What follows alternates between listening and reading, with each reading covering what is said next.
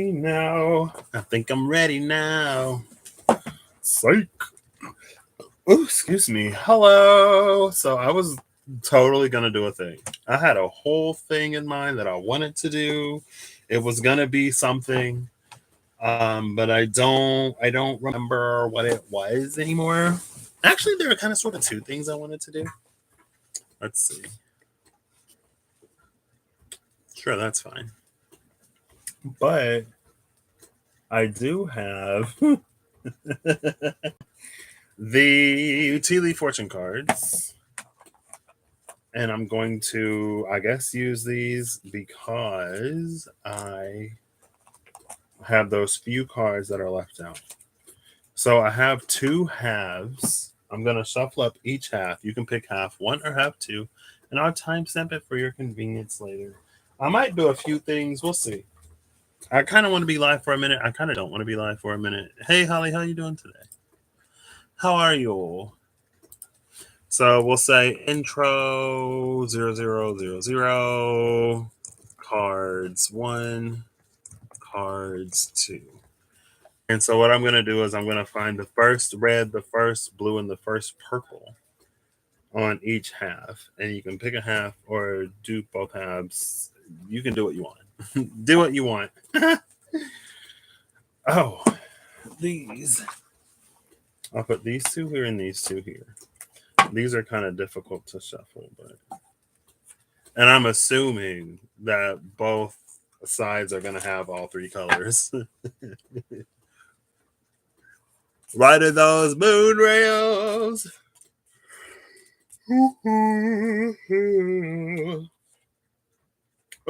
Ooh, okay. Well, you already got. So let's just go ahead and timestamp it. I'll timestamp it for 2 minutes. For 2 minutes. So I'm pretty sure that's blue. Yep, a blue card already came out. I'll take this red and we'll keep shuffling, and then there's a purple. Ooh, interesting. So this is one. The card of success came out. It flipped over. And the red card is the owl. Good advice from a wise person. And then the purple card, the month that came out was May.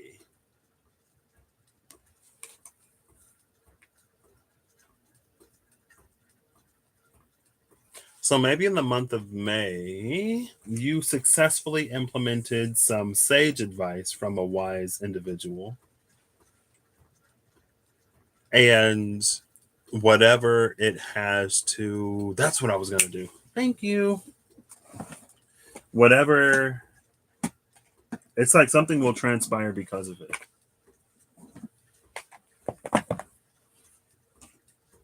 Or there could have been something that happened in the month of May that it would behoove you to seek the advice of someone wise so that they can help you successfully sort of navigate it.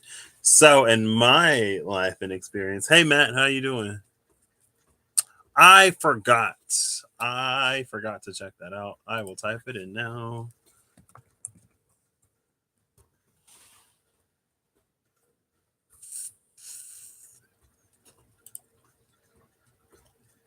That is not. There we go. I was missing the C. But the boom boom boom boom.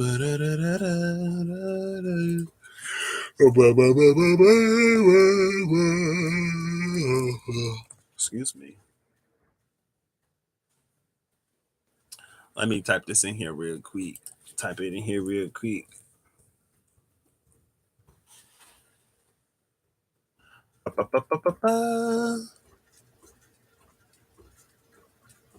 Um.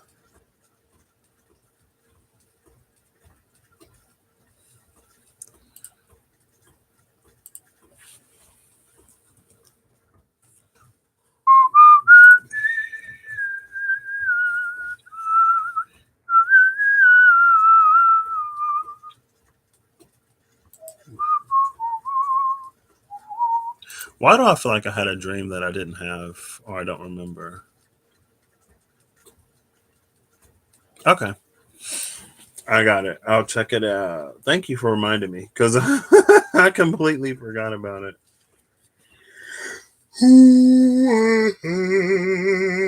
So, I've been feeling kind of off lately.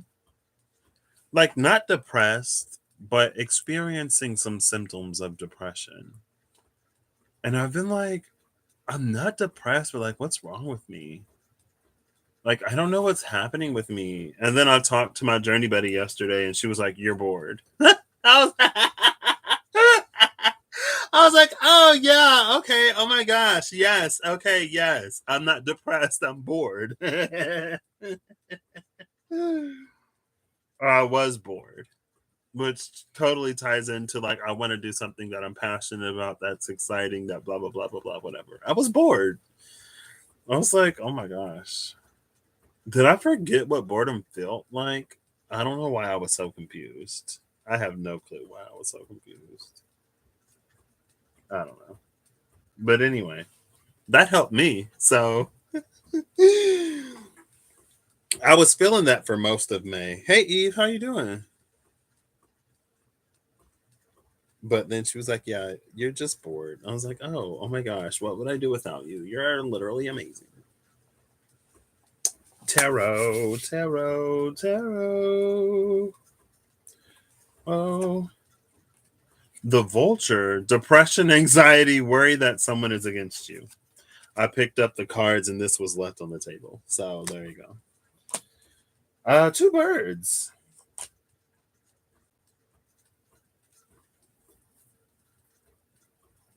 It's interesting that the vulture came out with this. I don't know. It's like if you ask someone for advice, someone that you trust and admire for advice, and then they give you advice, and then you're like, do they even like really support me? Do they even really sort of care? Like, are they working against me? And it's like, no, they're not. Like, it it must be a wisdom that they have that we don't. Because then their success, and it's like, oh yeah, they were right. Okay, maybe that's for me too, in some way. In some way.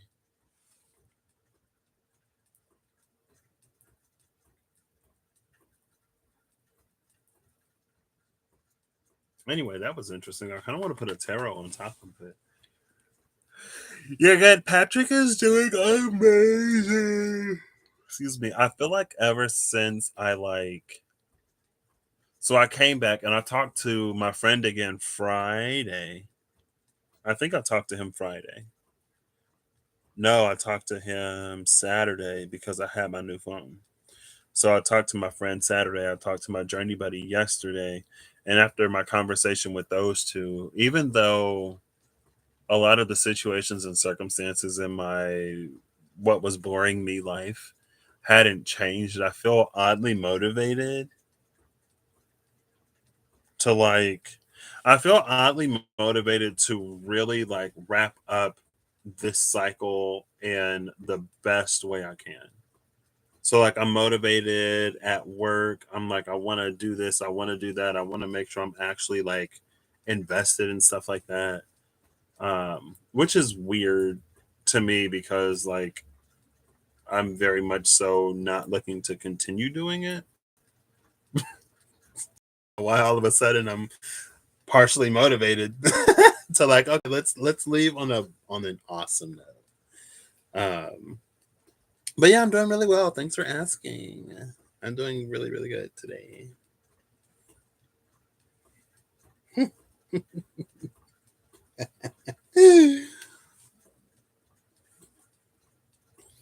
Okay, I don't know what I want to put on top of this though.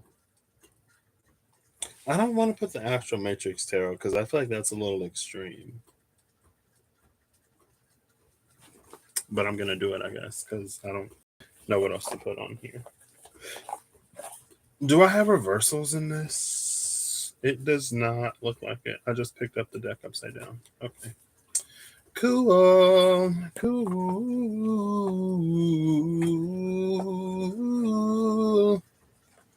The bottom of the deck is flowers, happiness. Aw, that's cute. And look, there's a bird and the flowers. This is interesting. There's a lot of birds here. Here's a so on the typical in May we have flowers on the tree. Like the tree is flowering. This is so we got success, good advice from a wise person, depression, anxiety, worry that someone is against you, the month of May, and happiness. Maybe you could have been against you. Maybe there was some like wise advice that we get from someone in May that it's almost like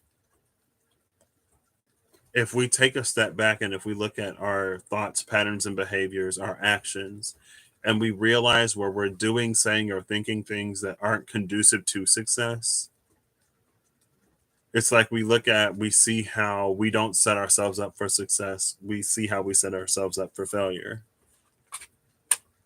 And then once we see it and recognize it, we have the opportunity to sort of address it. And in doing that, we find happiness because we're no longer sort of working against ourselves.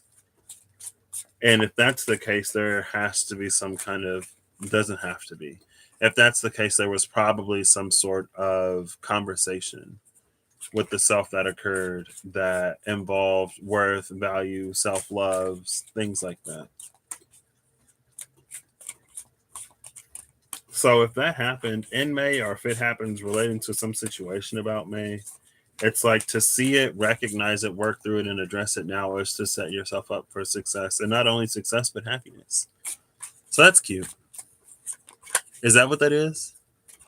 You literally just recorded this horse reading called Letting Go of an Old Cycle. Let's go. Eve always hits. It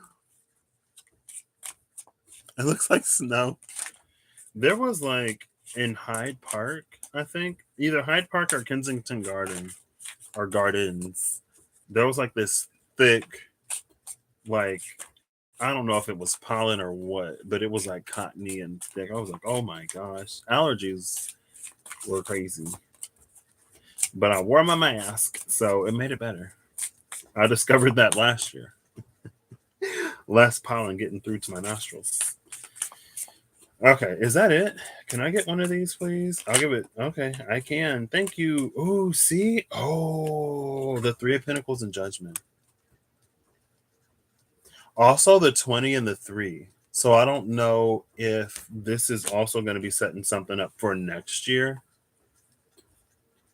So maybe there'll be a seed that's planted. The bottom of the deck is the sun. This is gorgeous. This is gorgeous energy. I don't know if like there's a seed planted or there's an idea that takes root now that with this Judgment card completely changes the way that we interact with the world and the way that we view ourselves and our position in the world, sort of. And it puts us in this space to work more cooperatively and harmoniously, maybe even with other people. Maybe it's just energetically, since we're no longer in that sabotagey, self distorting energy, or these wise words are helping us come out of that. Maybe by next May, it will bloom and blossom like in full. I don't know. This is gorgeous energy though. So that was one. Then we'll get to two, and then we'll do what I really wanted to do / came on here to do. So I'm gonna say 1430 42 42. Excuse me. So let's give this some shuffle. Souffle. The Pale, time to get out of a situation. And the Wall, misunderstanding. Interesting. Time to get out of a situation and misunderstanding. If it's time to get out of a situation and there's a misunderstanding, it feels like our perception is going to clear. We're going to see something from a different perspective. Steph, what up? Thank you. It was pretty fun. It was enjoyable. I kind of wish it would have rained longer, but it was fun. I'll give it one more. So, the first red card is Sunrise. New creative ideas, new ventures, and a fresh start. It's time to get out of a situation and then literally a fresh start. Both of these are gorgeous. And then the blue is right here. Oh, snap. Wait. Okay. And then I got to find a purple. Love. L is for the way you look. June. May, June. Imagine that. Sunrise, love, and June. Bottom of the deck is the knot. Unsuccessful plans. This is interesting. Because it almost feels like this knot was tied to keep something together, but it fell apart anyway. It's time to get out of a situation. And misunderstanding. The weeping willow, family sorrow, and July under the knot.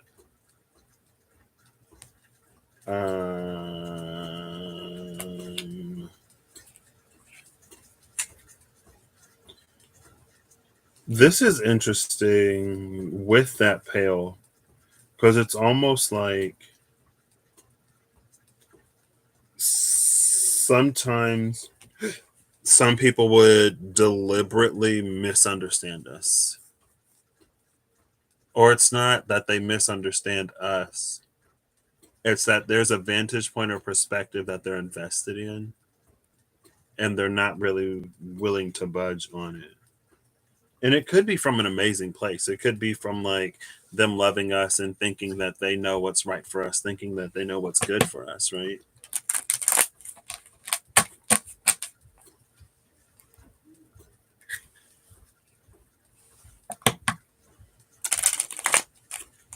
But again, with that exiting a situation and misunderstanding, something has to have changed. New ideas, new ventures, and a fresh start. Maybe this season isn't even like romantic love. Maybe it's like because it's new creative ideas. Maybe it's and new ventures. It's like doing things that you love. And so maybe there's a certain cycle of responsibility that we found ourselves in. So we make sacrifices, we settle, we make compromises. And it might feel like, always getting the short end of the stick. Or like being the only person who's compromising. Or at least feeling that way.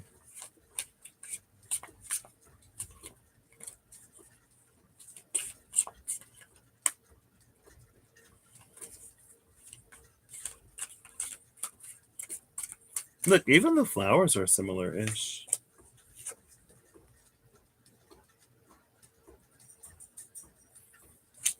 Oop. Oop, oop, oop. Oop, oop, oop.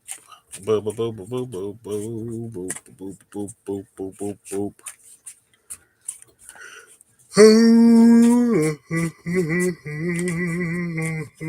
Excuse me.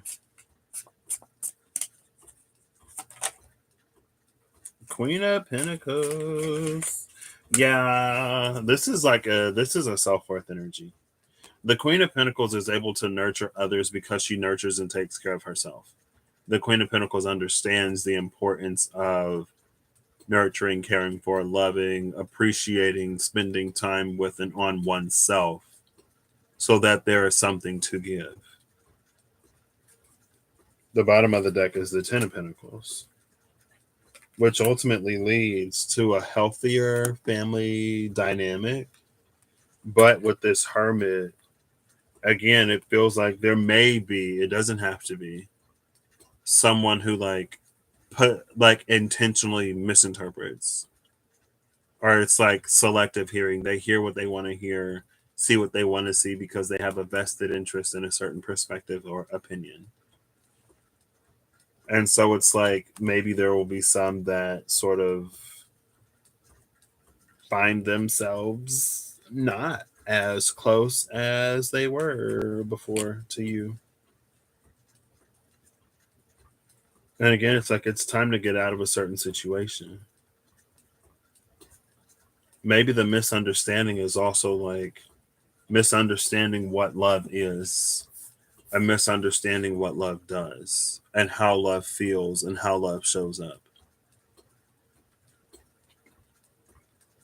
And if there weren't good role models to like display what a healthy, supportive love is rather than like a manipulative or using type of love, then like on the not as like there are many shades of not great experiences that people have under the guise of love.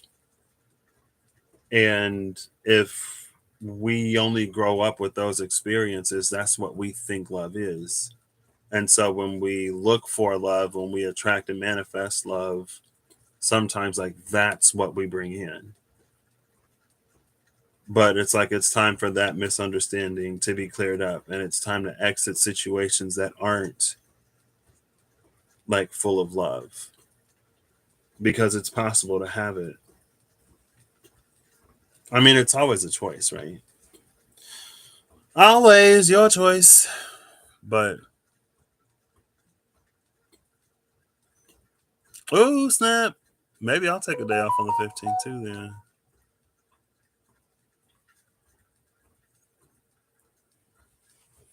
Who is this? All my notifications sound the same. They all sound the same.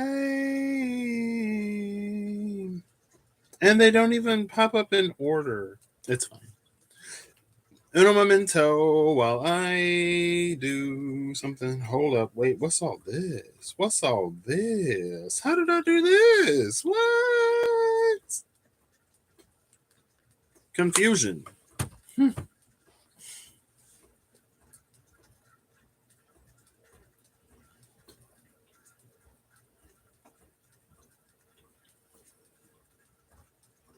I love like the Queen of Pentacles' posture in this. I love how she's postured.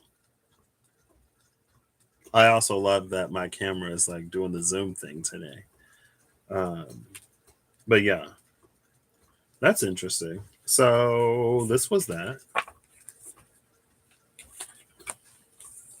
What I wanted to do is going back to the energy of the shortcut.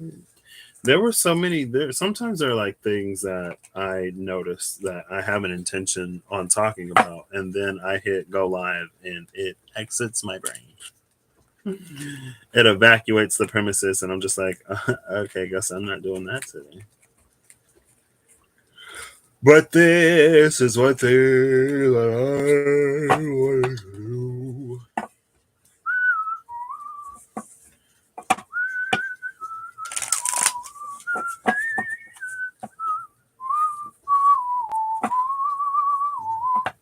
My tea boxes, they're still over there. They're on the other side of that little orange lamp. Speaking of the hermit. Oh, who was that?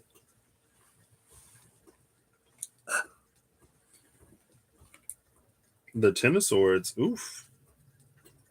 And the Seven of Wands. Look at the vulture.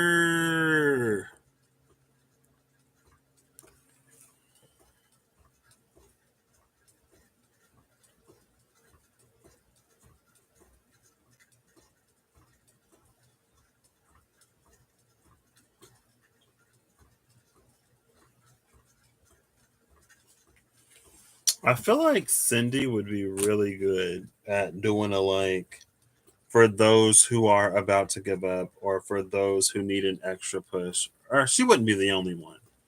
But for some reason, I can see her doing something like that. Because that's what this feels like. For the one who's about to, like, give up.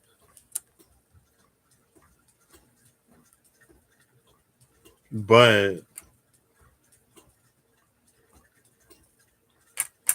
the Page of Cups is here next. So maybe it's time to. Maybe there's something that we've been holding on to for one reason or another, and it's time to let it go. It's almost like, what does holding on to it give?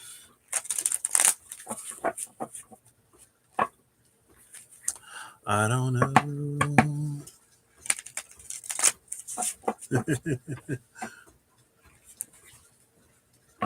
I need to start drinking that tea.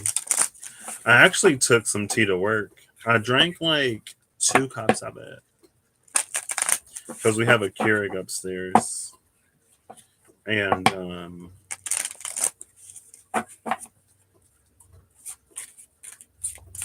I was like, I want some green tea.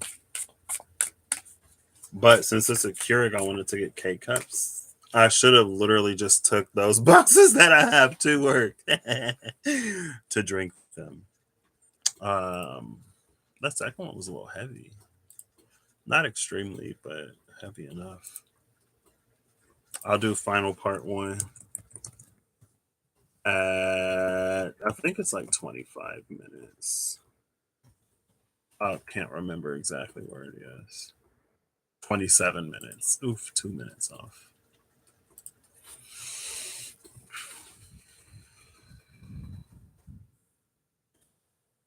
I'm talking to my journey buddy, and she's trying to get me to do stuff that I don't know if I want to do. She's like, have you thought about this? Have you thought about that? I was like, if I'm working with you, that's one thing. And if I'm working with somebody else, I don't know. I like working with people that, not that I know necessarily, but I don't know. Pig, beware of greed. Why? The horseshoe, good luck. This is interesting. Beware of greed because good luck.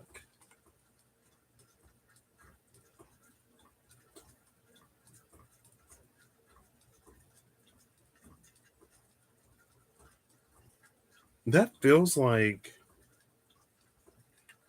it's like there's a season of blessing that's coming in. It's almost like it's why you take the lump sum.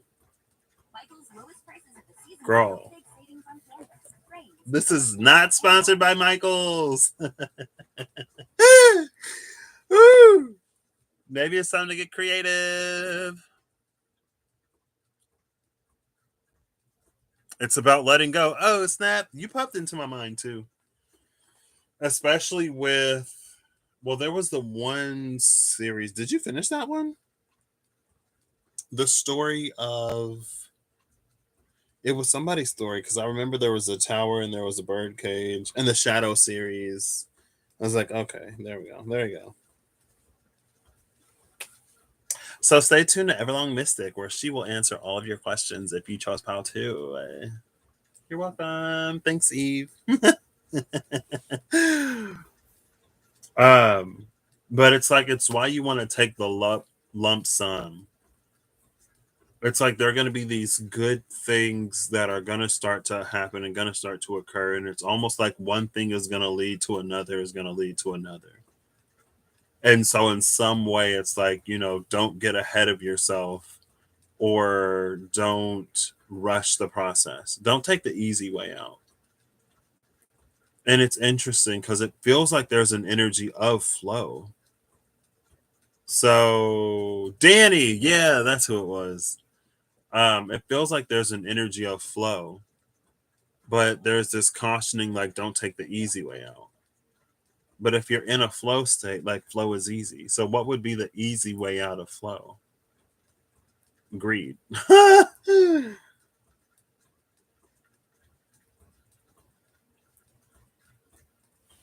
What's at the bottom of this half? The month of June. We do have some pretty amazing things happening this month in the month of June. It's almost like, don't be insatiable. Don't um don't be insatiable. Don't just like accumulate and accumulate and accumulate. Also with flow, plenty of material things bowl at the cut. Because it feels like greed can lead to hoarding, can lead to stagnation, can lead to rot. It's like when you have more food than you can eat, it'll start to rot, right? And then it brings in all kinds of other energies. Let's go every month. Okay, we got the month of August. So we've seen July, we've seen May, June, July, and August. With the firecracker excitement and the mule, someone is extremely stubborn and unwilling to change. Well, that's like unfortunate. Because it feels like the excitement is being offered, but the mule is saying no. So between now and August, there may be some spaces where we need to be a little bit more malleable. The bottom of the deck is the owl, good advice from a wise person. And the crib, birth or conception of a child or enterprise. But it feels like the birth that would happen is in the self. Maybe there's like something that like we would never allow ourselves to do. And because of that, there's a lot of life that we don't allow ourselves to enjoy.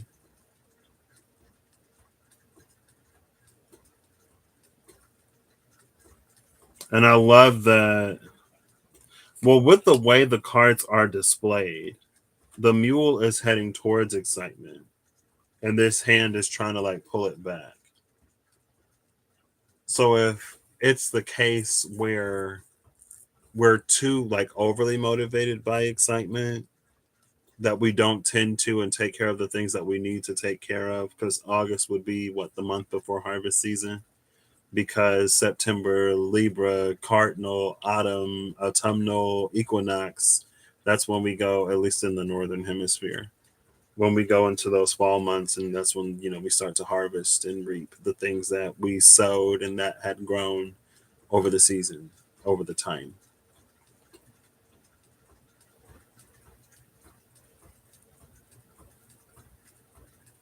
And that reminds me of one of the cards in the Threads of Fate Oracle cards, when it's like we can't be so attached to freedom that we don't take care of the things that we need to in the moment to make sure that we're free later. It's like if there are responsibilities that we neglect, then there's going to come a time when we're going to wish we would have done them, because we just have to do it later. And if we do it later, it might be more work. A stitch in time saves nine. So if you stitch it now, you can save your time. You can save yourself 9 times the work you'd have to do if you do it later, because it's going to continue to rip. Right? Take it from my left pocket. That used to have this tiny little hole, and then I stuck my hand in the pocket today. I'm like, oh my gosh, I should have sewed that shut weeks ago. But I put my phone in that pocket. The hole isn't big enough for my phone to fall through, so we're good now. But I do need to take care of that. That's interesting. Very, very, very interesting. That was that. Do I do this? Is that? Ooh, that might be how that works. I think that is how that works. And I can put this back in the box here.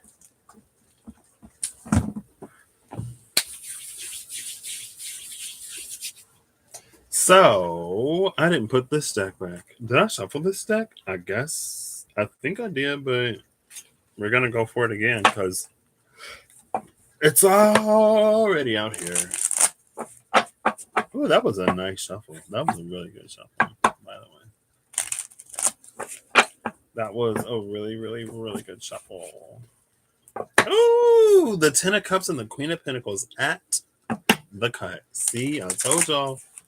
Because the Queen of Pentacles gives to herself, she has it to give to others. That was so quick. Who flipped over?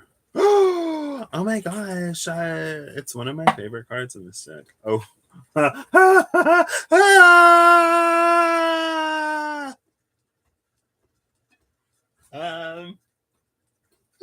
I didn't expect that. I see Temperance. I'm like, oh my gosh, I love Temperance in this deck. Love it. Love it. With Temperance is the Seven of Cups. And I'm like, okay. And then at the bottom of the deck is the Tower. so Temperance, the Seven of Cups, and the Tower.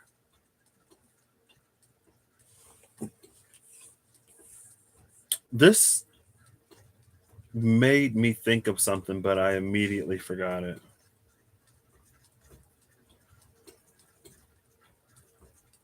We got Sagittarius, Venus and Scorpio, and Mars. The full moon is going to be this in Sagittarius. Venus right now is in Taurus. I think she just left Aries. Mars should be in Aries.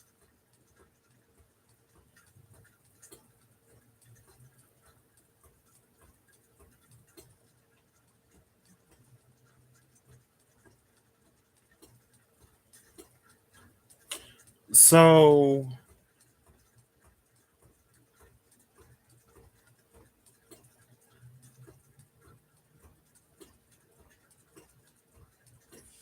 maybe this is like, oh, the Three of Swords is behind the Tower.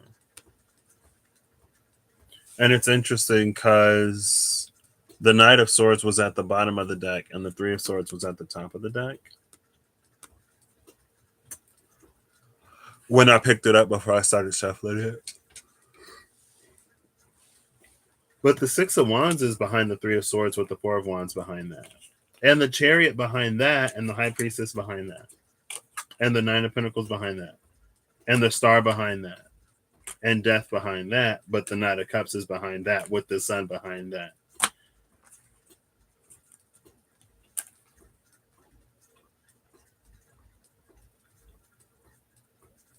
So what it was originally feeling like with Venus and Scorpio, it feels like the Seven of Cups is representing repressed desires for some reason. And it's almost like there's the like repressed desire that's not acted upon. So without any action, it's like this tower explodes because there's no release. Right? It's like if you don't lift the thing off the lid off of the pot and it boils over, basically. But if it's like a pressure cooker and it just like pops off, and it feels like the reason why we wouldn't act, or the reason why we wouldn't choose the things that we actually want, is because of this Three of Swords. But what's interesting is with the Six of Wands right behind it, like this feels like an energy where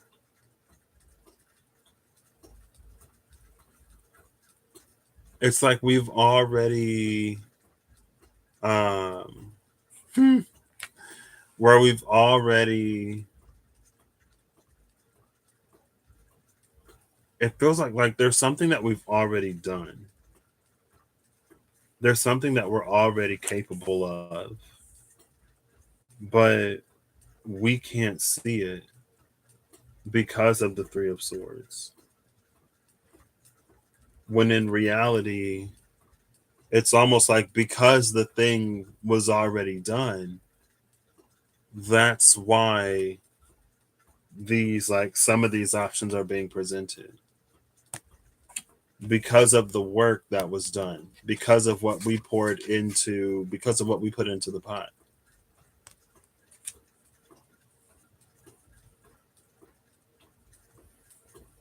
And it almost feels like it could trigger like an identity crisis, but it's an identity crisis where like we see ourselves as lower, we see ourselves as unworthy, we see ourselves as undeserving, we see ourselves as incapable for some reason, when it's like that's the farthest thing from the truth.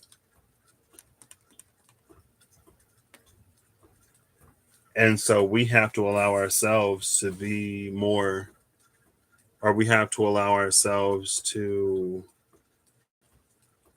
do something, or else we'll go crazy.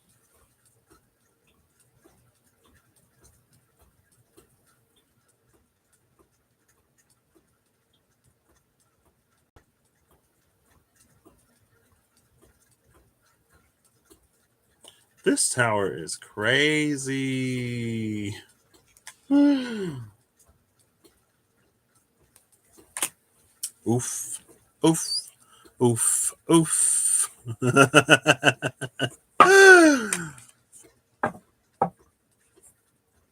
This Page of Cups keeps making an appearance. I keep seeing her behind the card at the bottom of the deck.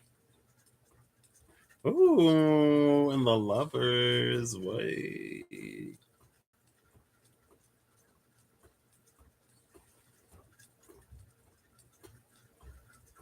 I was talking to my journey buddy yesterday, and she shared something profound with me that I don't think she would mind me sharing. Um, but it was something like, in order for there to be union, there has to be a contrast. Like union is the joining together of two or more things. So in order for there to be a union, there has to be separation. There has to be difference. There has to be contrast. Otherwise, it's just like it is what it is, right? It's already whole. There's nothing to bring together.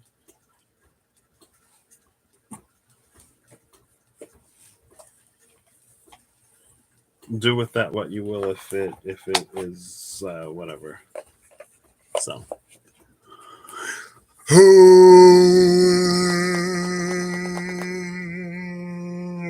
excuse me. I'm tired now. She was also telling me about my human design. And I'm like, yeah, that makes sense. I lived most of my life not what my human design type is. My life path number, like my first life path number, is a 7. My second two life path numbers are both ones. And when I first saw that, I was triggered AF. I was like, a 1, no. Leader, what? No. Stand out, no. I want it easy. I just want to be able to blend into the background. Take the easy way out. Just like not, whatever. Oof. That was quick. This gosh darn Knight of Wands. The Empress and the Shining Flame, Lightning and the Pyre. Is that Dido?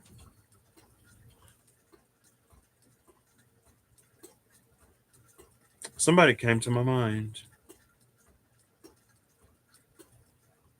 I was gonna look it up. I don't remember. It was literally in my head before I started this, and I was like, I don't think that means anything, but I'll look it up.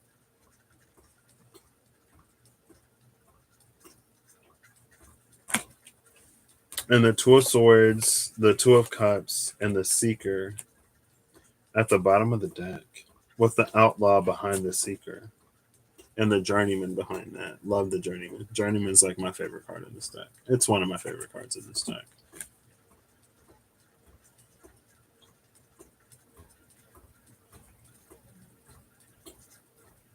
This is interesting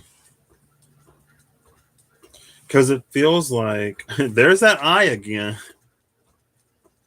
The eye from the tower.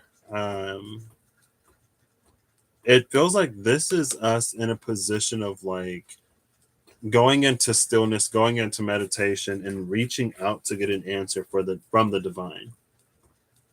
There's like something that it feels like we're stuck somehow, and we're trying to connect, we're trying to get an answer. And that's the spirit in search of science. It's the spirit in search of more information.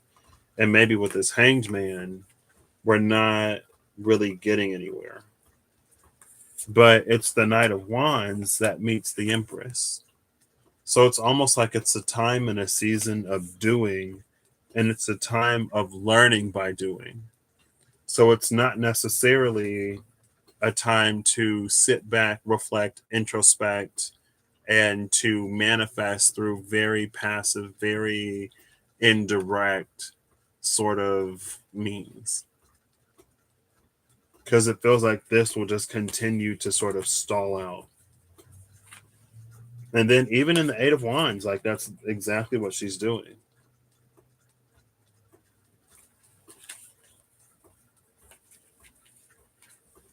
Feels like that energy will stall out. But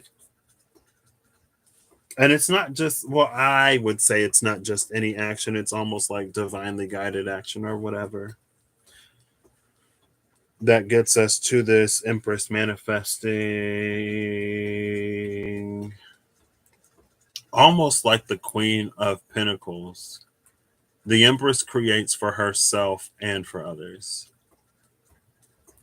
Or it's like what the Empress creates for herself still benefits the environment that she's in because of her energy of abundance. It's like when she's happy, everyone's happy because she is the source of that energy. And so then it's like available.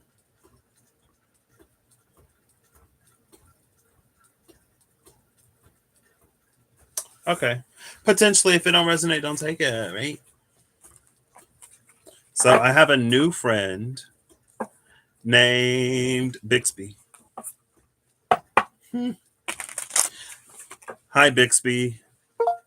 Roll a d4. All right. You hear that? You rolled a 3. When Bixby rolls dice, I hear the dice roll. When Siri rolls dice, I just get a number. I was like, okay, Bixby, you're my new favorite. Sorry, Siri. Siri will always have a special place in my heart. You know, Siri is not that easy to replace, but Bixby is doing a gosh darn good job so far. I know a card flipped over. Who was it? Here you are. The Memory Keeper, 6 of Cups. So what I wanted to do was I wanted to lay out 1 to 6 cards. So I'll ask Bixby to roll a d6. And that'll like outline a path with the Vitruvian Spirit Keeper's Tarot. And then I'll ask Bixby to roll a d4 to get us some kind of like shortcut. Okay. After I look at these 3 cards. Look again. The Shining Flame again. The card that came out is the Memory Keeper. You can't hatch no babies with a cold behind. You can't. You can't incubate something in the freezer. You know, there's got to be some kind of warmth to get these things to hatch.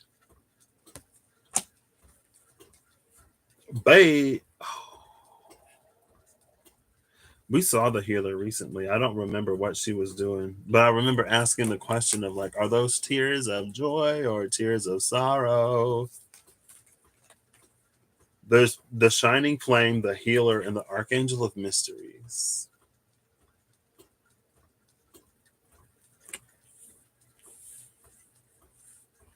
The shining flame, the healer, and the archangel of mysteries. It's almost like so too. There's this energy here. It's like if this is a soul retrieval, soul fragment, soul integration, awakening, evolution, whatever. It's almost like it's done actively.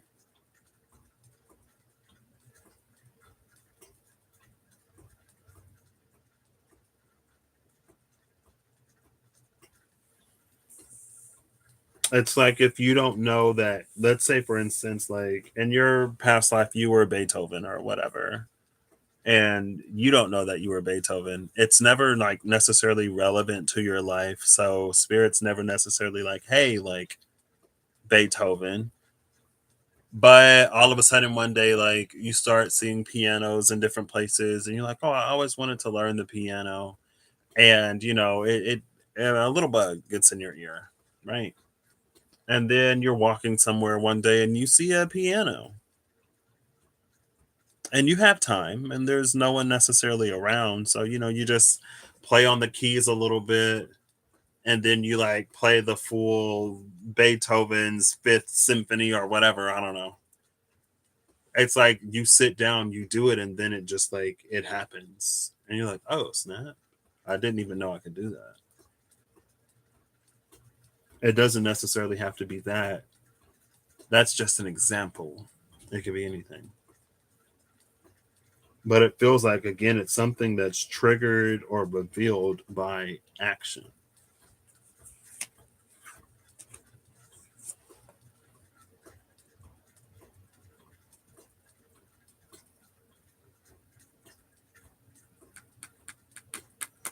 The healer and the memory keeper are slightly concerning. My limited human fear brain says this is like, wait. Because if you forgot, maybe there was a reason. The joined one, and the chariot at the bottom of the deck, and the blind seer, apparently. Ooh, see, now the chariot is in between the two of cups and the two of swords, emphasizing that movement, emphasizing action.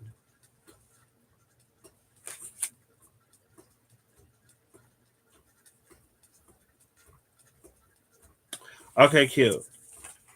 Sure. I don't know. Take them as they resonate, y'all.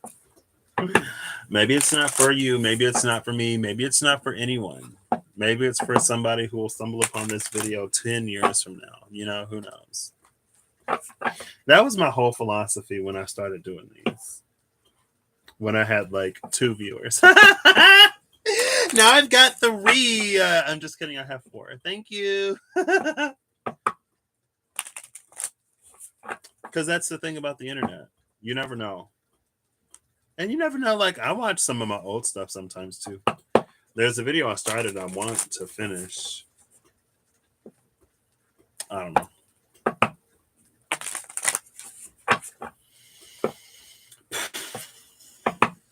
Okay. Let's shuffle it up. Let's shuffle it up. Let's shuffle it up. I feel like I haven't been noticing too much I haven't been observing too much in the collective. But also I've been like in my own life. Like, what am I gonna do? Where am I gonna go? What do I want? A girl worth fighting for. I want a Mulan. You know what I mean? I'm just playing. Okay. We're gonna give it 3 shuffles and then a cut. And then, hi Bixby, roll a d6. Roll a d6. All right. You rolled a 4. A 4! Cute. I was going to roll a d4. Oh, we'll start with you. Oh. We're starting with the dark horse, 7 of Wands. Death, the Reaper. The Shining Quarry, Knight of Pentacles. 4, right? And then the Champion, 6 of Scepters. So even if we don't take the shortcut, it still ends in victory, which feels accurate. These feel like, it feels like there's a whole bunch of stuff that happens in between Death and the 6 of Pentacles. Or the Death and the 6 of Wands. Feels like there's a whole bunch of stuff, and it's just like, yeah, it's the Knight of Pentacles.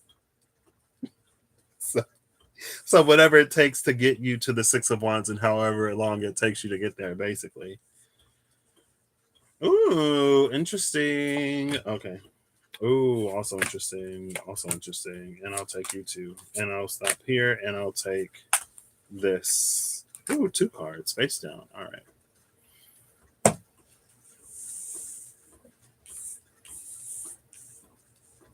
I should set up my other camera so y'all can like see these. I'm using OBS, so I could do it, but that's too much. This is too much. So the bottom of the deck was the Lovers. If we're talking about choices and decisions, that's gorgeous. Also, keep in mind, you remember the Archangel of Mysteries that we just saw? She had a pentacle that was trapped in that hermit-like lantern. I don't know if you caught it or not. But in this card, there's this one pentacle that's separate from the other 9 in the Kabbalah Tree of Life. Malkut. Instead of it being under your side, it's all the way over here.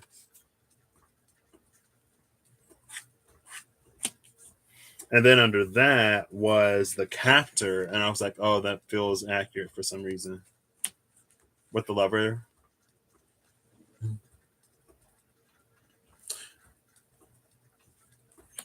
Have I abandoned timestamps? I have, Holly. There are no more timestamps. I'll timestamp this at like 50 minutes-ish. What's this? Path/shortcut. Thank you, Eve. 50 minutes. Timestamps are approximations. This is your reminder. I might go back and tighten it up later. I might not. My comments on Russ's channel. Oh, snap. Oh, I remember those early comments on Russ's channel. Oof, I would never say anything. Maybe I would. Maybe I wouldn't. I'm a weirdo. It's fine. Don't go back on Russ's old videos and try to find those comments. I've already deleted them. I'm kidding. You found me from Reem and Reem from Russ. So I guess it was after Cindy and San recommended Russ's Mirror Souls video that it blew up. And so Russell just popped up in my like recommendations because I wasn't really watching Cindy or San at that time. So I actually found Russ first. And then from Russ, I watched Russ for a while and he kept talking about Rob and Reem and maybe Cindy and San. So then one day I checked out Rob because I was talking to Russ about something and he was like, oh, this sounds like something that Rob was talking about. So I was like, well, let me go check out this Rob fella. And then after some more time, I forget what made me go over and eventually check out Reem, but I was like, I don't know why I didn't check out Reem sooner. Hello. And then, yeah, so Russ was my gateway reader. He was the gateway reader for me.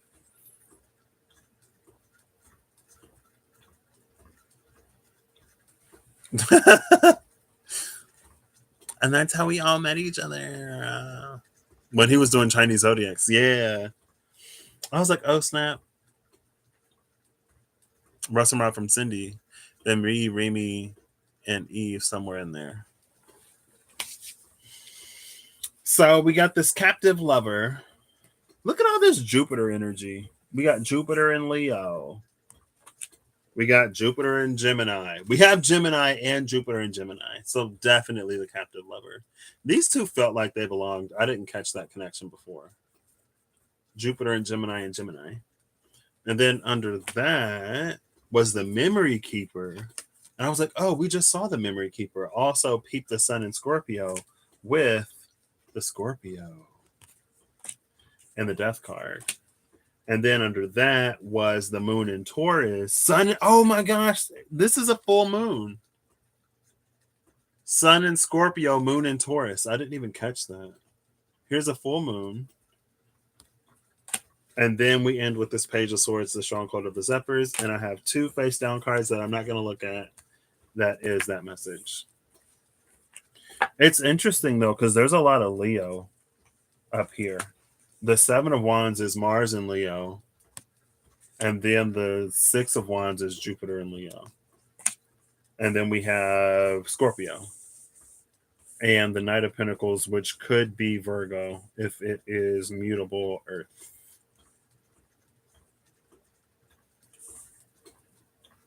So,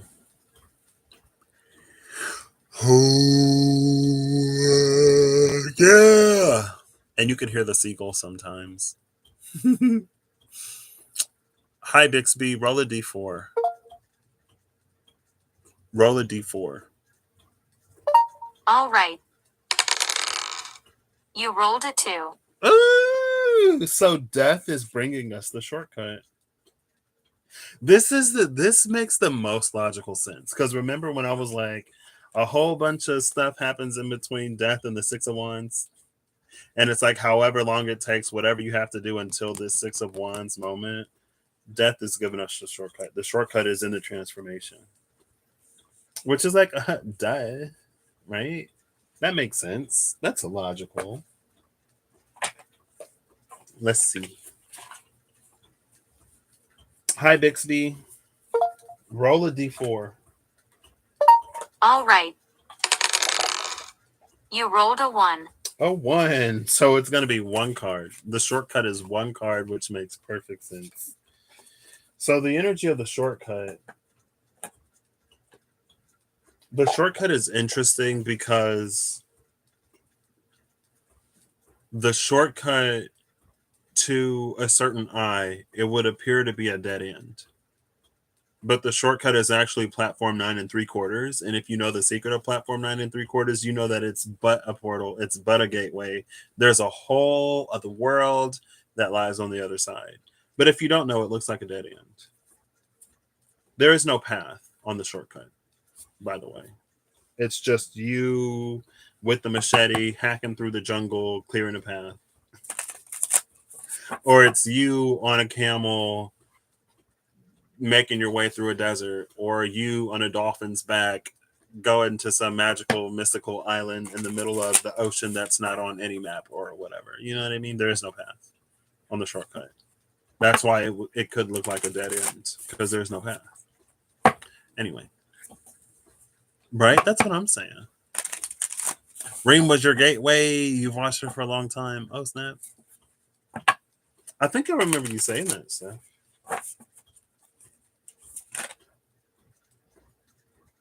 I didn't even get to shuffle. That's not fair.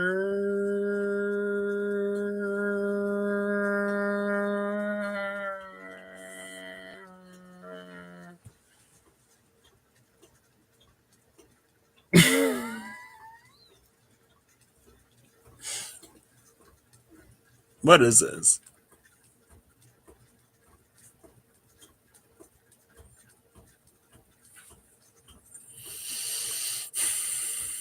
Out in the suit.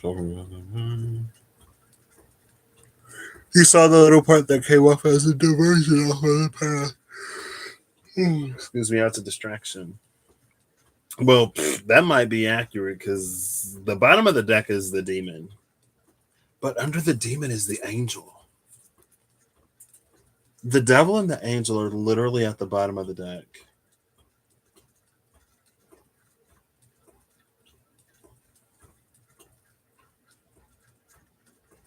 And on this angel, there is like light and dark.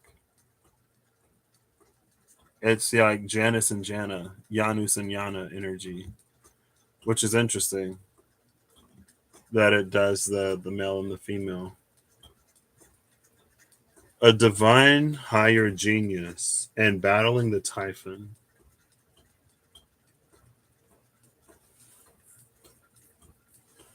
Our lovers card. This is literally, you know how I said like it felt like the lovers and the Eight of Swords were together, and then I was like, oh, the lovers is Gemini, the Eight of Swords is Jupiter and Gemini. The bound lovers is literally the devil card. That's what's on the devil. Like we have the dragon and the phoenix is the masculine and feminine in this deck, and in the devil card they're bound. They're tied up. They seem to be a little corrupted in this one because the eyes are red and it's like they're odds at with each other instead of being at peace. See, I told you, I told you. There's the devil and the angel at the bottom of the deck.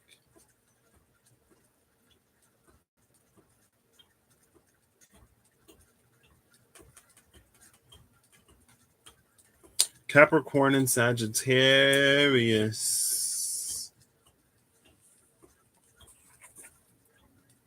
The card that came out is the Nine of Pentacles. And this Nine of Pentacles was that at the bottom of the deck? I feel like I literally just saw it. Venus and Virgo.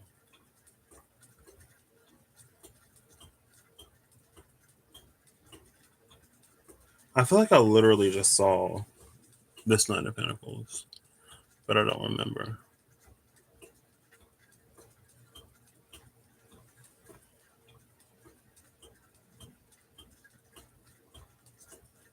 Another thing is the angel is the origin of light in this deck.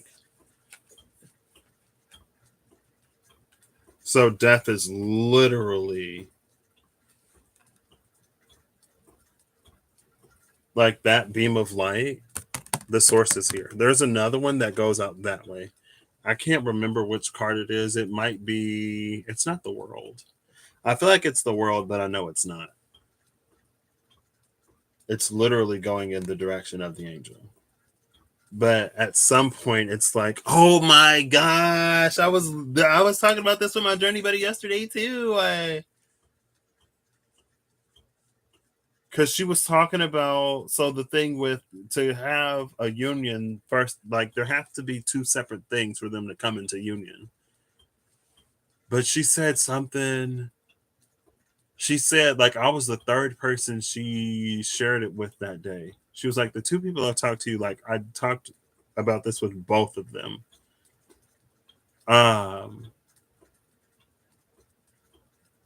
She said something like there's the black and the white, and like we're living in gray, but gray is the in between. Gray is like everything in between. If white is all light and black is no light, then gray is like different variations. And she said it's like all the colors, and I was like, I'm living in the gray, but I feel like there's an opportunity to like switch it to Technicolor. And I feel like that's literally this. Like going from black and white and gray to full color. I wish I could remember the full like conversation. I did not expect for it to come up today, but I guess I shouldn't be surprised because every time I talk with my journey buddy, I come on here and I talk about it. So, I was talking about my recently ex only friend of me. And what did I say?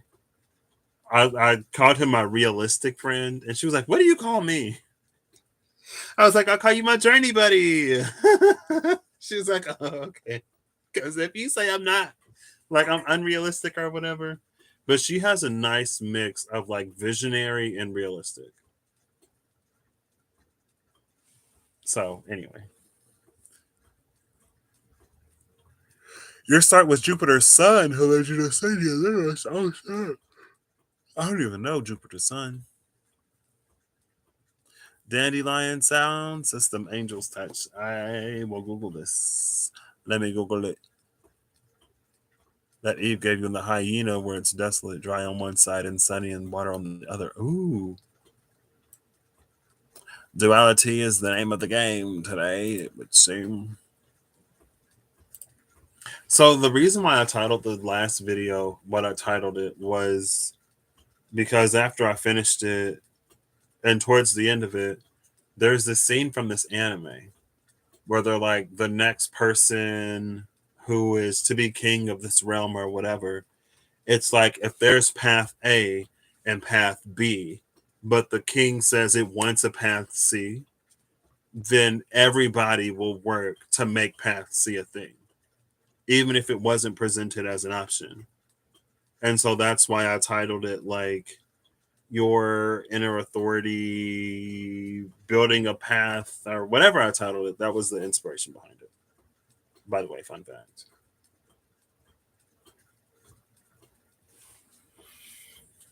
It's also interesting because the devil is here with the South Node, and the path to ascension in the reading that I did, the interactive one, was the Two of Pentacles. And it had the North Node and the South Node, and it was all about navigating transitions, being in between worlds for a time.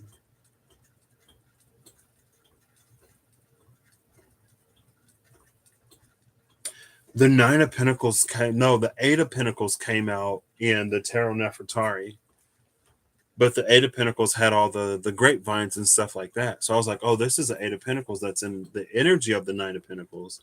And since the 9 was brought forward to the 8, there's something else that can be brought forward from beyond the 9 that we now have the opportunity to interact with. Because 9 is the end. Once you reach 9, you start all over again. And I was thinking about that at work. About how if you follow the Mayan calendar, there are 13 tones.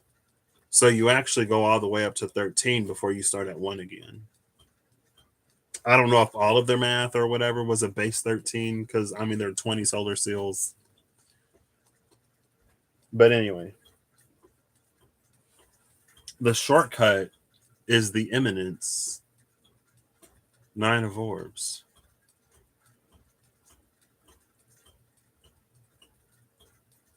It's also interesting because the Four of Pentacles made the conservator made an appearance twice, and in the Vitruvian edition there was an emphasis on the 4 elements the last time I used these decks. But in the Revelation edition, it's like the 4 elements had taken I literally just saw that card as I was shuffling through this deck. The 8 of Pentacles, or the 4 of Pentacles popped up twice too, which is interesting. It is the world. I was right.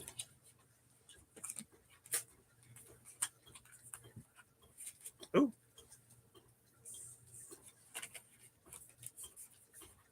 I was like, I think it's the world, but I know it's not. It was the world. These 3 rays of light. Okay. The 3 of Pentacles and the 4 of Wands. I'm not going to take them, though. You are going to go back in the deck. Thank you.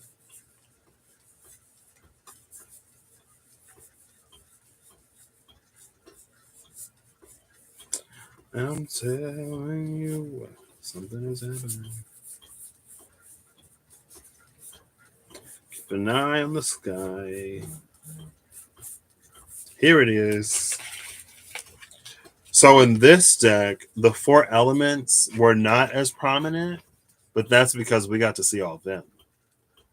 And all of them were watching this person. I don't know what that energy is. Don't ask me. Don't ask. But it feels like somebody's watching. Or something. Someone or something has eyes, and they see.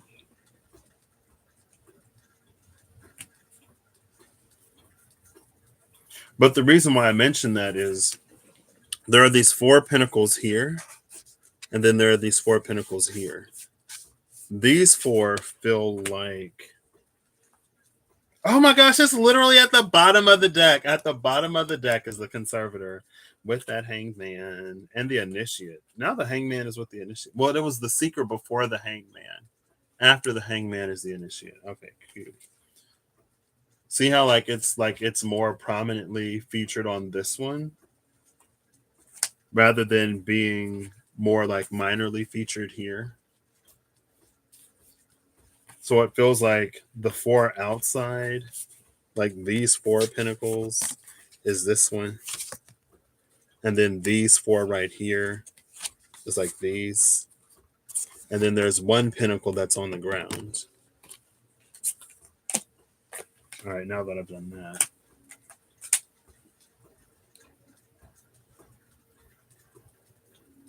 This doesn't really help, though, because... Where did the angel go? Where's the angel? Angel! Where's the angel? Archangel Commander. I'm looking for the angel. Has anyone seen the angel? Hello? Angel, where did you go? Did I put you back in the deck on accident or something?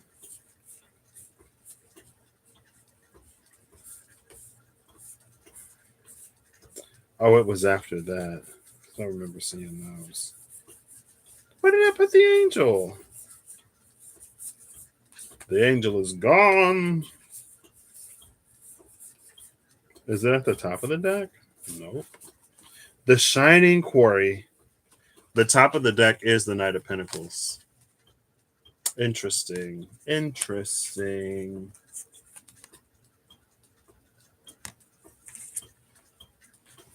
I don't know where the angel went. The angel has disappeared. It's fine. She'll turn up. She'll turn up. Hey. Oh, synchronicity. It's a fun game, isn't it? But so basically, long story short, I don't understand this. Is it in my pocket? What if it literally fell in my pocket? That would be hilarious. Was that an angel in your pocket, or are you just happy to see me? Sorry. Oh gosh, forgive me. Forgive me, my angels.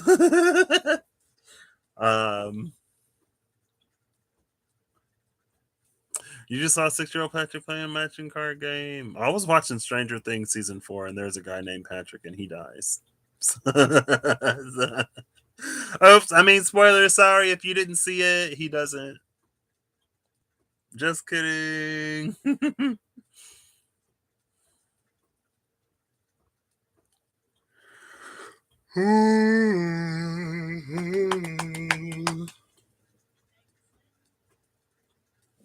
It like really just disappeared though.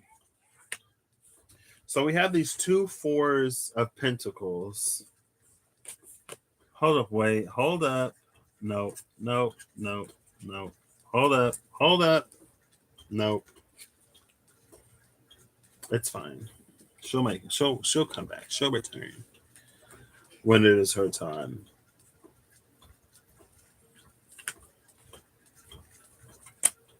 There's a lot of fire here. Fire and earth. Fire, earth, and death.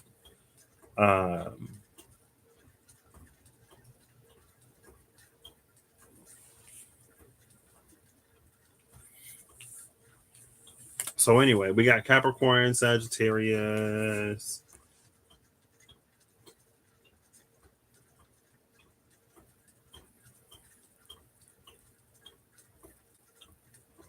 Oh, where's the world card? Okay, maybe I put it back in the deck when I put the world card back.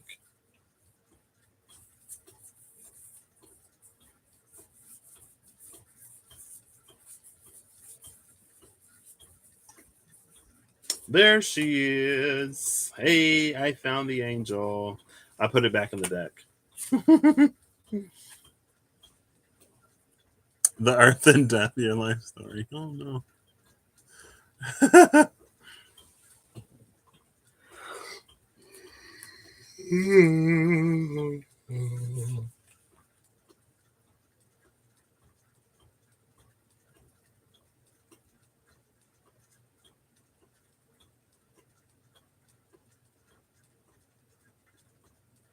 I don't know.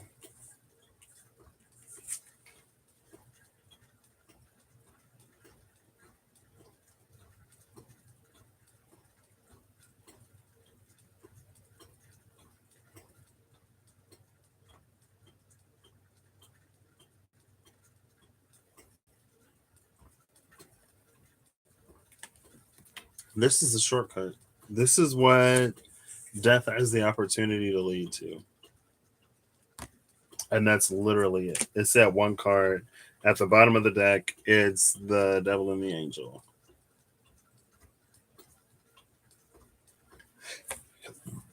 Excuse me.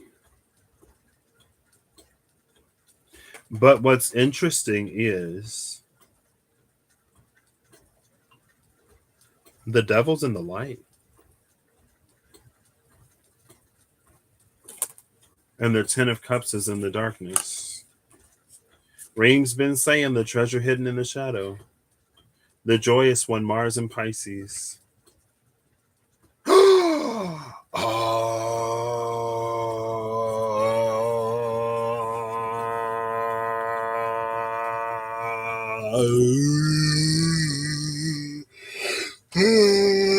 Excuse me. You see that? You see what's missing?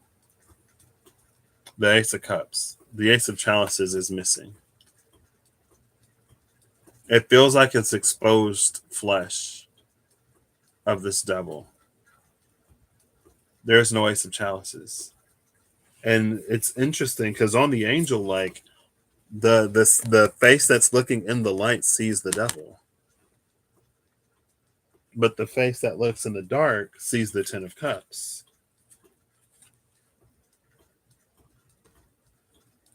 And just like this, just like the Eminence, where we have the ace on the ground and then these other ones in the sky with some celestial figure, the Ten of Cups is the same way. We have the ace on the ground and the other 9 cups in the sky with, I don't think that's Kuan Yin, but it might be. And that Ace of Cups that's on the ground here is what the demon is missing.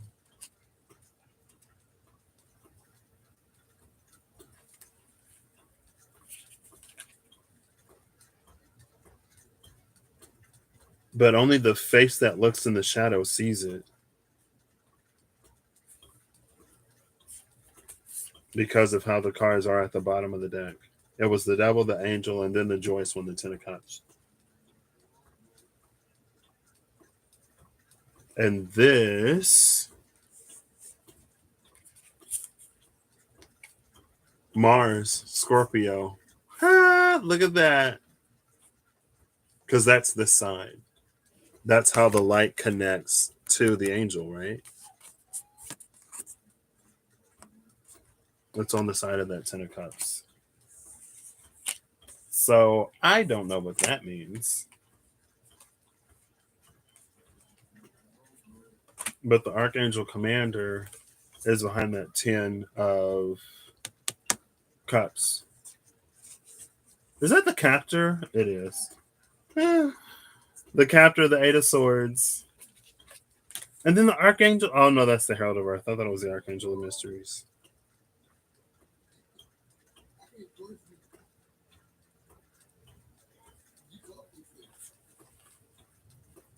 Mars and Scorpio, Jupiter and Gemini. Mars and Scorpio. Scorpio and Mars and Pisces. So let's just do one of these. And we get Mars and Scorpio. Mars in Scorpio is the Five of Cups. So we have the Archangel Commander, the Five of Cups, and the Captor. On the chest of the Archangel Commander is some kind of cross, but it could be the Anwil or the Ennui. I don't know how to pronounce it, but I think Rob pulled that room in the video Hell of an Empath Part 6 question mark. The Hell of an Empath with Russ and Rob. Rob pulled that room. But on this side, or in this way, it's a resistance to this sorrow. It's a resistance to the chains of sorrow and grief that the Five of Cups and the Eight of Swords brings. This is what the King of Swords is resisting. That's what the Archangel Commander is helping us to combat. And again, that takes me to the Seven of Wands and the Ten of Swords. It's like as soon as you give up that fight, it's an immediate Ten of Swords. And I don't know if it's like something that we need to give up or if it's like we need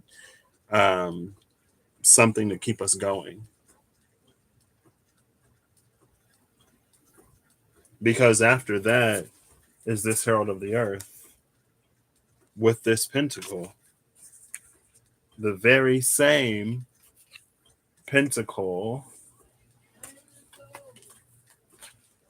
that's down here. And under the Herald of the Earth is our Archangel of Mysteries. In the Vitruvian edition, the orb is free. It's no longer held in the prison that it was. And under that is the Death card.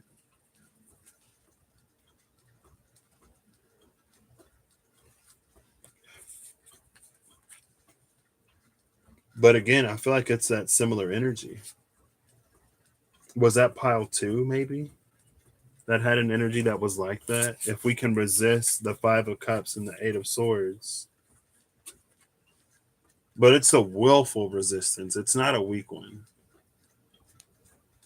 Then we come into this completely transformed, like a new experience, the revolution or revelation of some kind of mystery and a complete transformation that leads to whatever this Ace of Wands shining flame is. Oh, this is the Knight of Wands again. That's the Knight of Wands that took us to the Empress. That's the Knight of Wands that led to the Archangel of Mysteries. This gosh darn freaking Knight of Wands. Cute. So the shortcut isn't a shortcut, basically. The shortcut isn't a shortcut. I feel like the way that we typically think of shortcuts, it's almost like it's a shortcut because of what we have the opportunity to realize in this moment. Oh, look, here's the Seven of Wands. Yeah, instead of the Seven of Wands and the Ten of Swords, this is the Seven of Wands that eventually leads to victory. But the imminence is giving us the ability to get there quicker.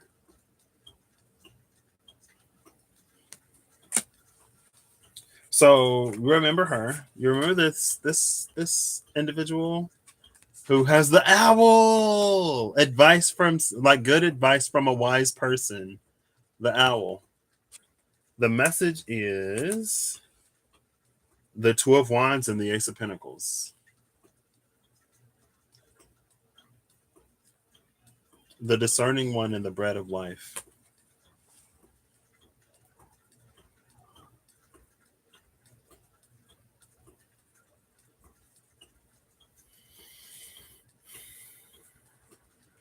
So again, the memory keeper, the giver. These two are related because the memory keeper keeps and the giver gives. This full moon in Taurus energy. Wasn't that? That was the eclipse. That was the blood moon. Where'd she go? Right here. That was the blood moon. It was the full moon in Taurus, wasn't it? Wasn't it the full moon in Taurus lunar eclipse? Lunar eclipse. Yeah, that was her. Okay.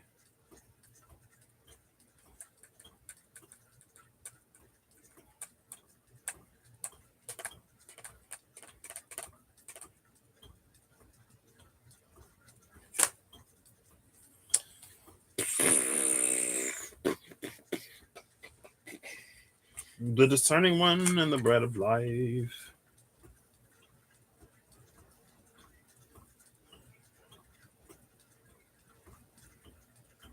This is for you when you make it to this point where you are given what was kept. When we're given those kept memories. This page of swords is this Two of Wands, Ace of Pentacles energy. So take from this what you will.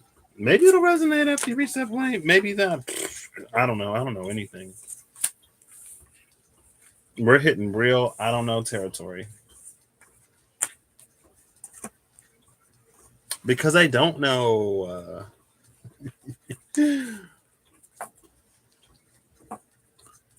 Now you're got it, yeah.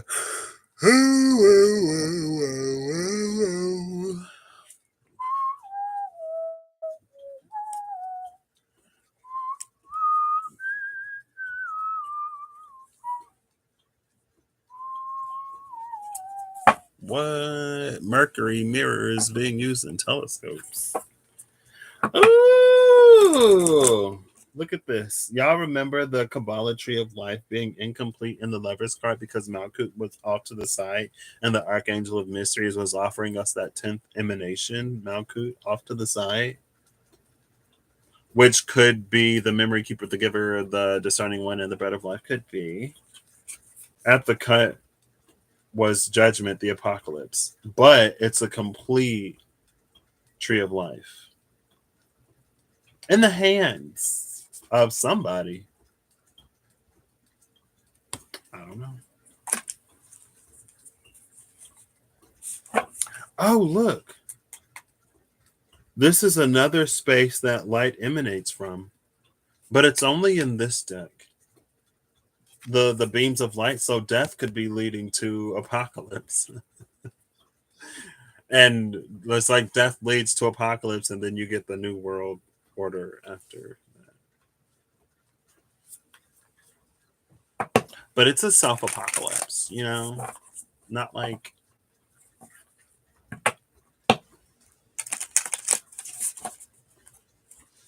I'll take that back. So we'll say final part 2 at 1:33:20. And then I will be done. Oh, it's a short one today. Just an hour. I said 1:33:20. There we go.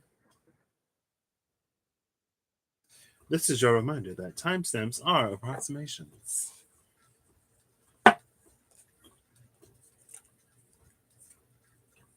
Oh, 6 of Wands, 7 of Wands, 5 of Wands, all the Wands, all the Wands. The thing about the grotesque that's interesting, the grotesque in this deck is the one that's been shunned for a certain reason, who's been made pariah or outcast. And because of that, there's something that they hide within themselves. But the thing that makes them grotesque is the very thing that makes them unique and is the very source of their power. So,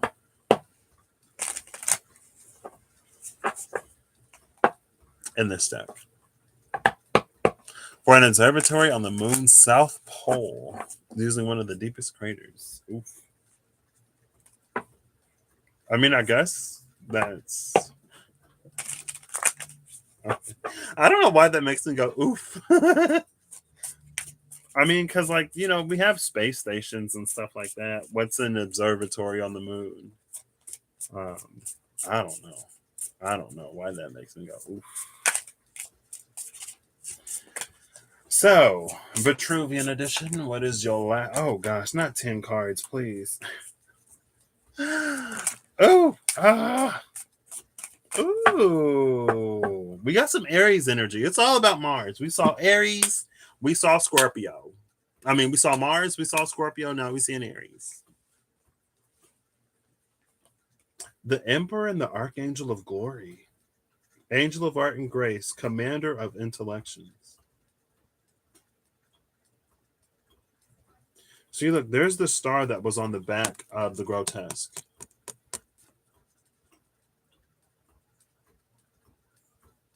Interesting. Interesting.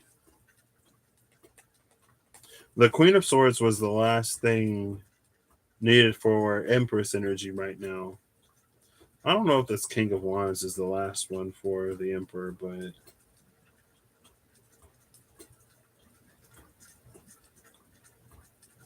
what's interesting is they're both more in the background, and all of their tools or wands or instruments are in the foreground or more foreground on both of those. So it's almost like, it's not the instrument, it's not the writing, it's not the holy symbol, it's the individual, it's the person. Because an instrument is just a thing without the one to play it, to make the masterpiece. Right? Don't ask me. I don't know. Bottom of the deck is the Golden Shield. So we got, not only do we have the King of Wands energy, we also have the Queen of Wands energy. The Golden Shield and the Archangel of Grace. Archangel of Glory, sorry.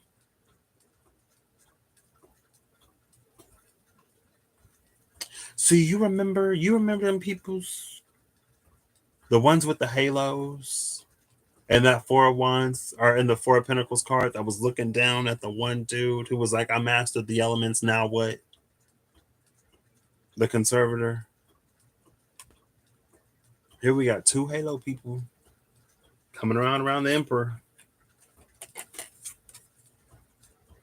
There's a certain accountability. Oh, who are you? What?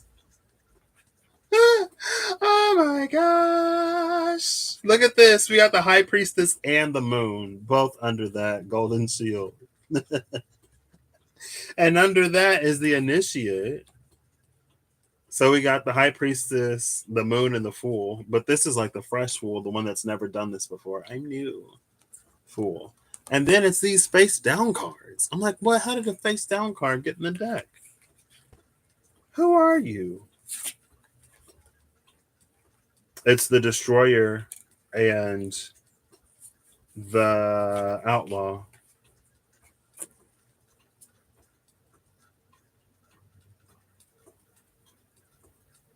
This is intense.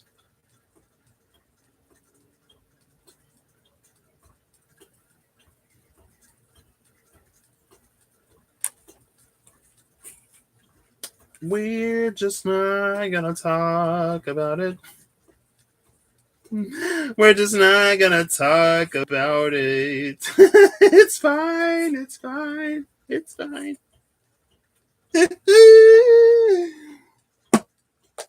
Take from that what you will. I leave that for your discernment and intuition to fill in.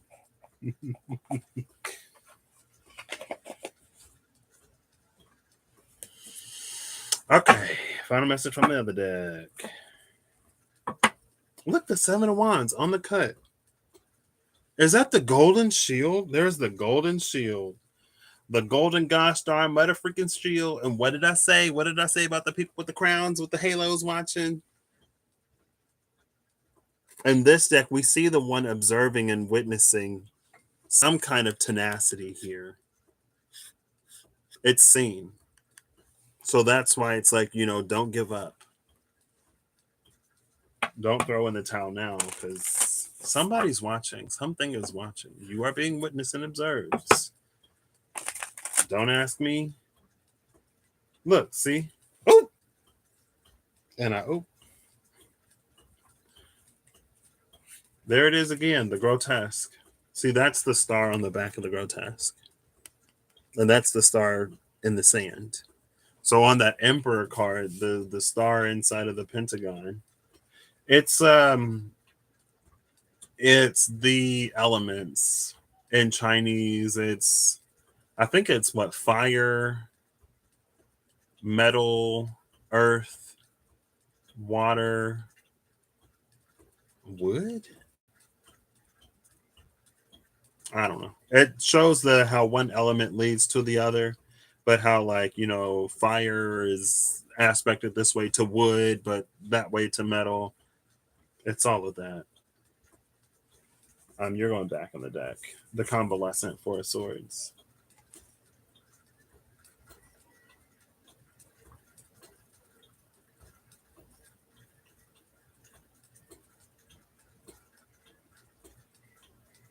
This isn't a Valkyrie, but it feels like it.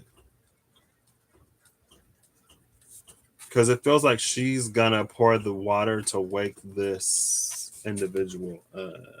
Put the dark horse at the bottom of the deck. I am gonna leave that for whoever. From whoever. What are you talking about? I don't try. I just don't. It's funny because I talked to my mom the other day out there. I was like, hey, Mom, I'm almost 30. I think I'm old enough, It's just never really been a part of my vocabulary. Hold up. Who are you? Who are you? Excuse me. You see this? Who is that? Oh, it's the conservator. I forgot. Okay.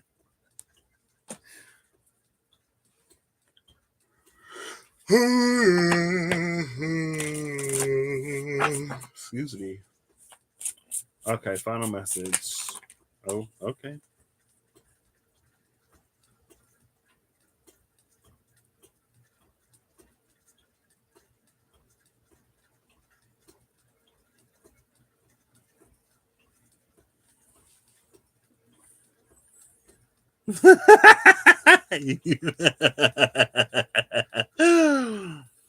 Aries is the name of the telescope in the Indian Himalayas. Oh, snap.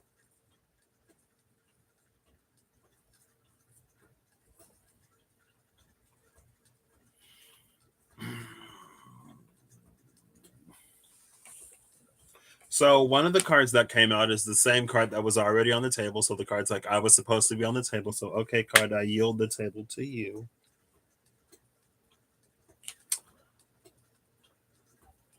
The other card is the Destroyer. It's the Ten of Swords. Again.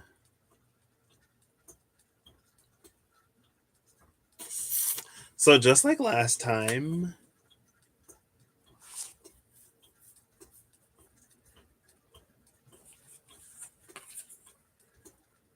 the Ten of Swords and the Four of Swords, Jupiter and Libra. Oh, that's me. Oh my gosh. And Sun and Gemini.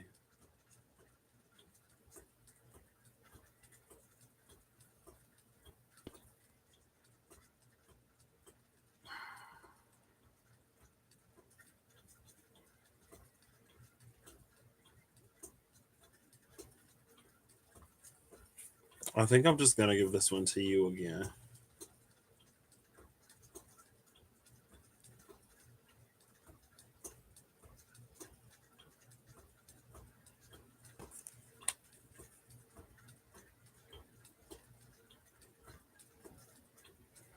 Who's at the bottom of the deck? The Ivory Shield with the moon.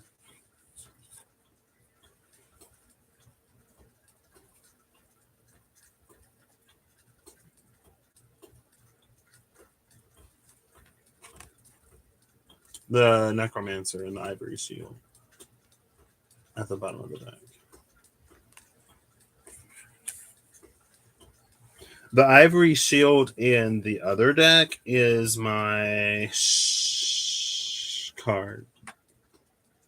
She's a lot less menacing in this one. Oh my gosh! Look at this. You see that? The Triquetra. Oh my goodness. Wait. This is my Queen of Cups cup now. Hold up, wait. Who am I?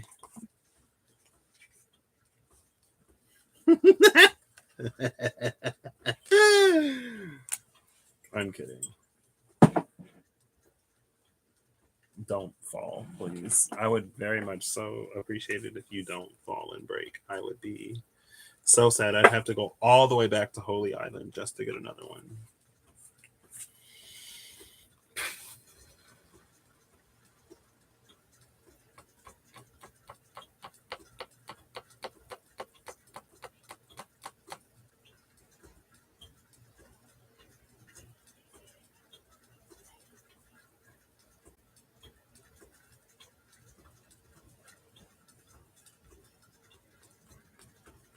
So, oh yeah, there was a knot. Number one had the knot.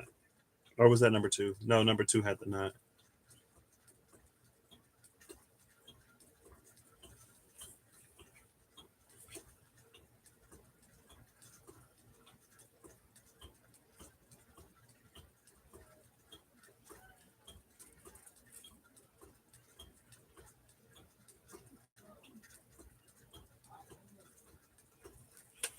Okay. Um,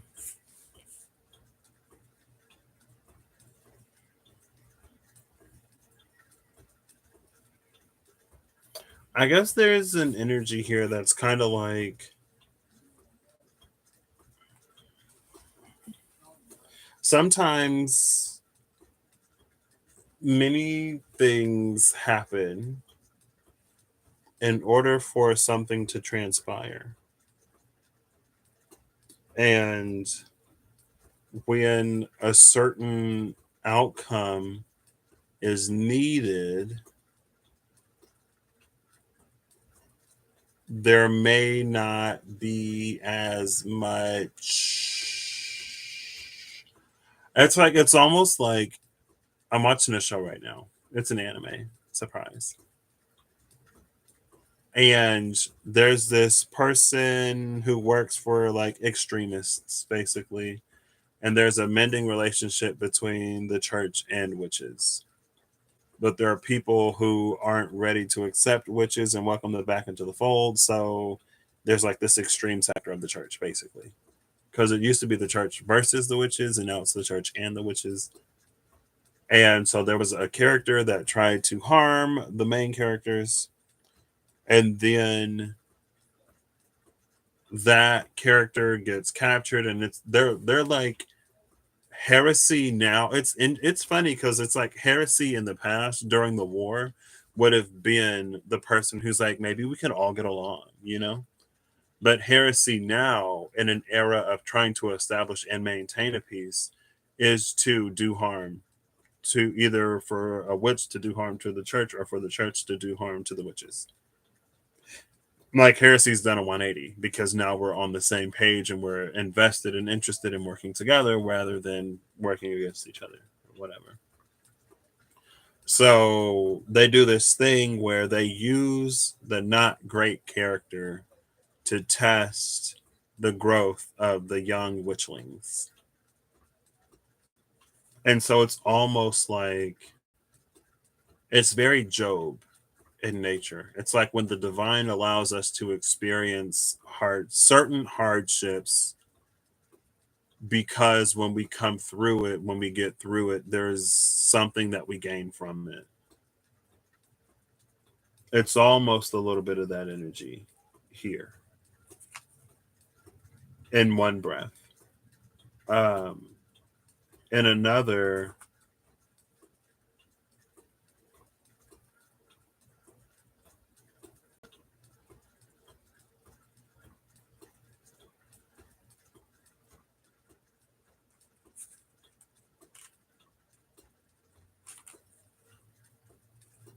Oh look! Oh, that's the Empress with that Ace of Cups.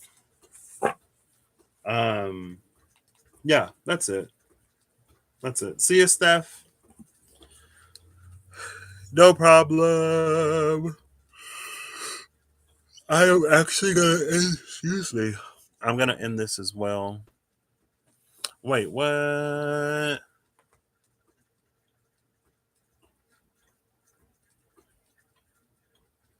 Greek trivia out the other day that apollemy means to destroy.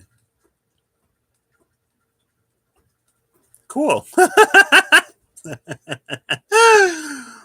What do we do with that information, Matt? Thank you, Eve. No problem. I don't mm.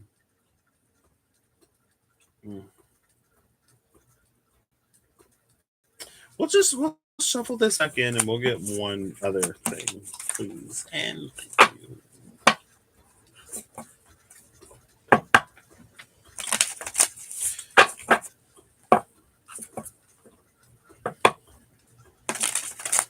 Ooh, that was a good shuffle. That was a nice shuffle.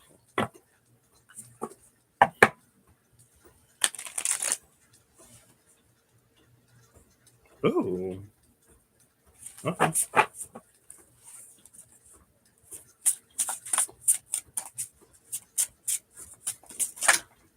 Oh, cute. It's the lovers. We see the lovers freed. And look, they come back to their senses. No more red eyes. Because in the demon, they were bound. They were captured, and their nature was changed somehow. But now they're free. In the bottom of the deck is this Shining Gale, Winds of the Sylph, with the Empress behind it. I saw these two cards.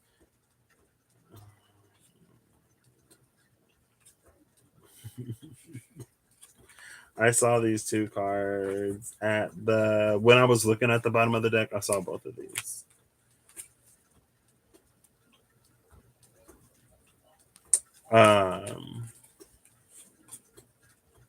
The bonus final messages. Oof.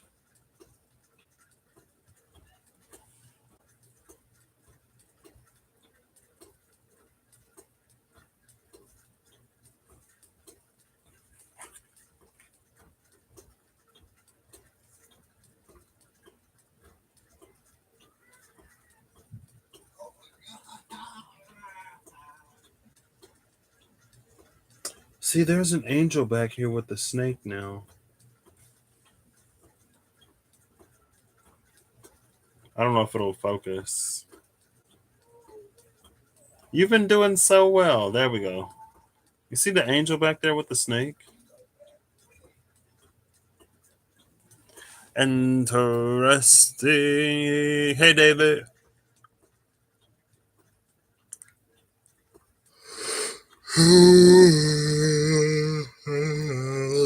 Excuse me. Mm-hmm.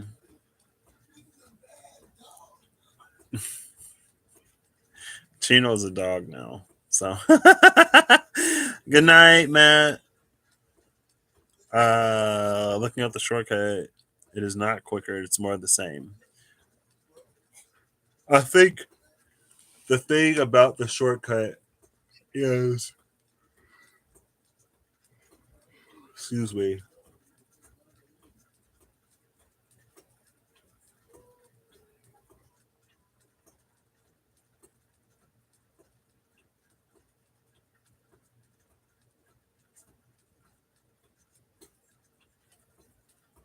It's exactly that.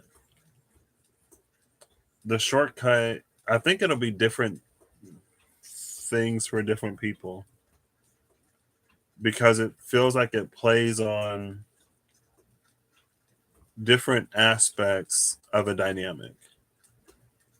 And it feels like there are ways that we sort of like naturally align to that dynamic. And because of natural alignment to the dynamic, there's going to be a natural challenge in other aspects.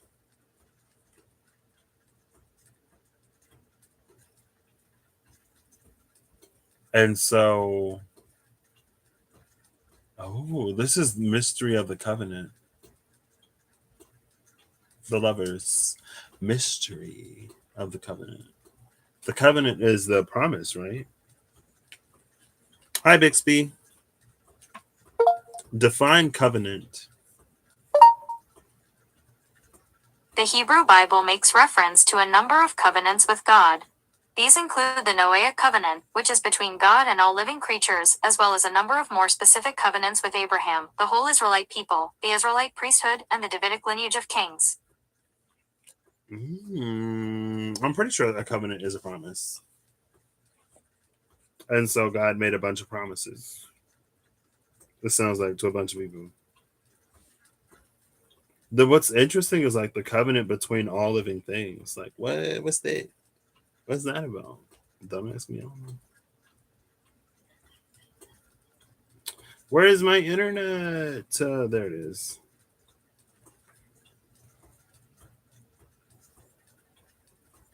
Covenant Animal Clinic. Okay.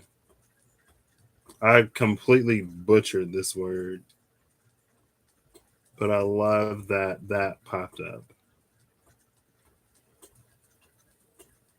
Oh, darn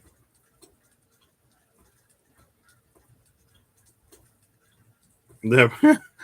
I keep misspelling it, but they know. They know. An agreement. There you go. It's an agreement.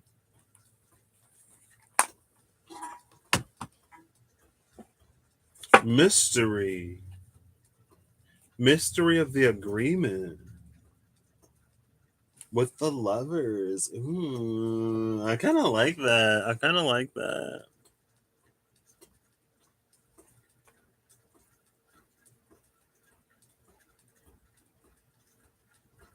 What's at the bottom of the deck? The Shining Gale and the Empress. Gloria Mundi, Orania's Gate.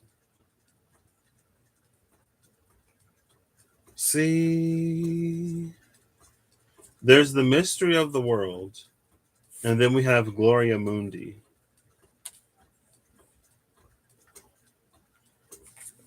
Did I say mystery of the world? There's the mystery of the agreement. Gloria Mundi should be what? Glory of the world or something like that? Mundi is world. Gloria should be. We'll look it up. We'll Google it. We'll Google it. Gloria Mundi. Thus passes worldly glory.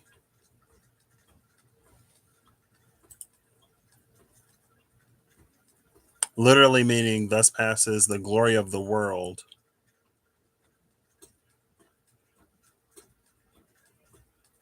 The traditional translation is thus passes earthly glory. Thus passes earthly glory. Thus passes earthly glory makes it sound like it's like you can't take anything with you after you leave. Right? Like all of your riches, all of anything physical, once you die, it's gone. Thus passes earthly glory. But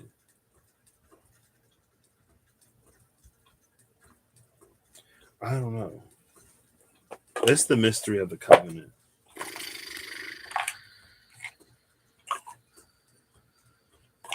I feel like that very much so fits basically everything I've been doing for the past however long.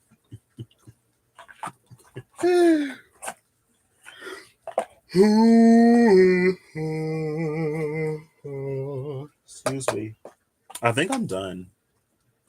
I have 40 seconds. Let's take this out to 2 hours.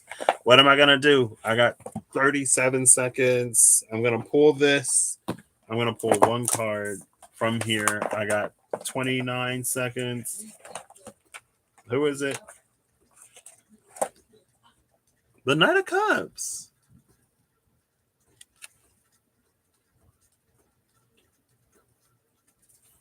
You can lead a horse to water and make it drink if you're this knight. I I guess the trick is in the body of water. If you lead a horse to a trough, it'll probably drink from it, right?